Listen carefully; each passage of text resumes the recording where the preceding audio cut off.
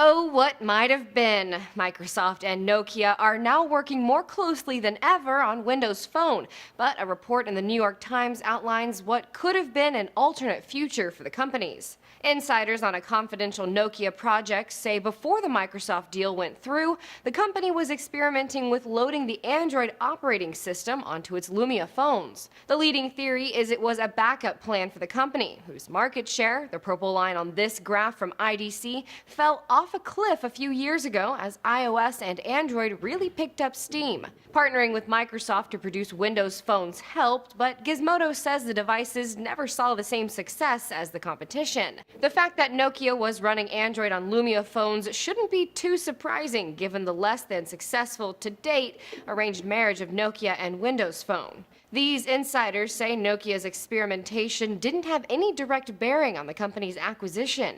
Engadget says while Microsoft execs were aware of the project and would have understood the consequences of losing Nokia's support, they apparently didn't feel threatened.